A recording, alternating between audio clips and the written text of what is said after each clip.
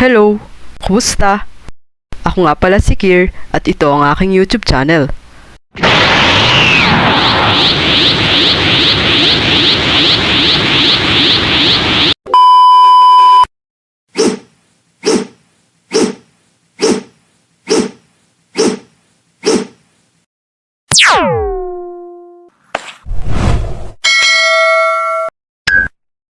How's that sound? Ayos, di ba?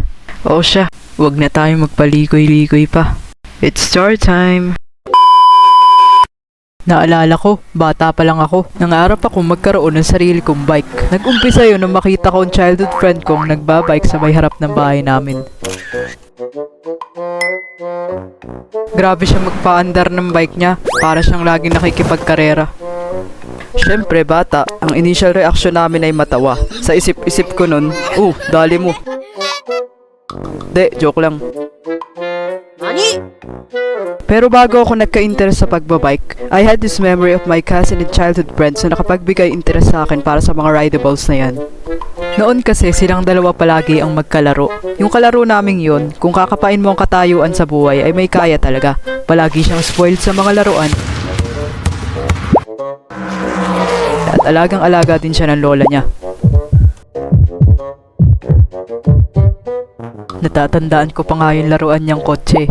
Yung nasasakyan, pareho sila ng pinsan ko. At Broom Broom ang tawag nila dun.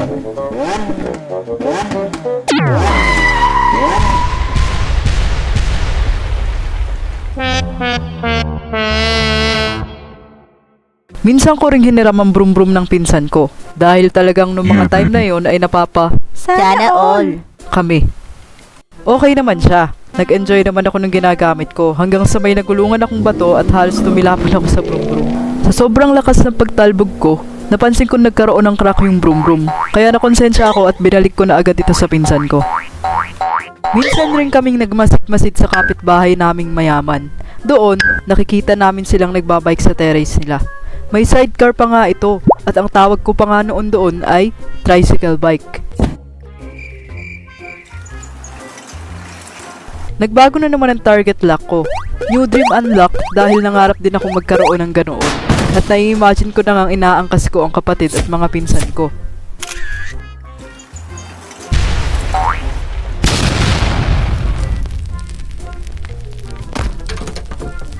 Joke lang. Kaming magkapatid, niregaluhan rin kami ng lola namin ng bike. Pero mga bata pa kami noon at 3 ang gulong ng regalo niya sa amin kaya't hindi namin kailangang mag-balance doon. Nagtatry na rin ako mag-exhibition noon. Bumaliktad pa nga ang bisikleta ko dahil ginagaya ko ang mga natututunan ko sa TV noon. Inaangat ko yung gulong sa unahan pero napasobra ang pagtaas ko kaya't bumaliktad ako. Swerte ko nga lang dahil hindi naman ako nasaktan at hindi rin lumapat ang ulo ko sa sahig. Then one day, habang namimitas kami ng rambutan sa may puno malapit sa terrace ng lolo namin, mayroon ako nakitang bisikleta. Spider-Man pa nga yung design niya at kulay violet ang frame nito. Siyempre bata ako at mukha namang abandoned na yung bike, basta ko lang itong kinuha at doon ako nagsimulang mag-train sa bike. Napag-alaman ko ring dating bike pala yun ng pinsan kong ate. Naalala ko pa nga yung technique na tinuro sa akin ni daddy. Palagi niyang sinasabi sa akin, tumingin ka sa malayo. nung tinesting ko yung bike, gumagana pa naman siya. Okay rin yung pedal niya. Overall, pwedeng-pwede na talaga siyang gamiting pang-practice. I could still remember my technique back then. Ang ginagawa ko, lumiliko-liko lang ako para ma-maintain yung balance. May times din naman na nagkakamali ako. Natutumba ako at nagagasgasan, pero hindi yun naging dahilan para sumuko na lang ako. Mas na-motivate pa akong magsanay at matuto. Nung pakiramdam kong marunong na talaga akong magbike, ipinagmalaki ko ito sa kapatid ko. Sabi ko sa kanya, iaangkas ko siya.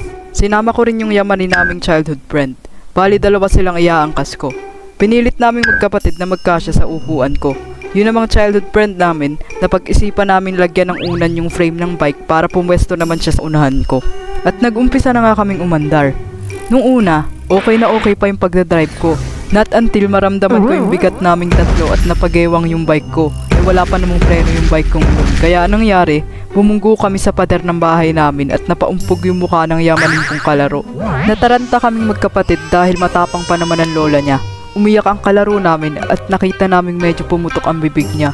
Siyempre bata, hindi namin alam ang gagawin. Ang ginawa lang namin magkapatid, hinugasan lang namin ng tubig sa gripo ang bibig niya at nagmakaawa kaming wag niya kaming isusumbong sa lola niya.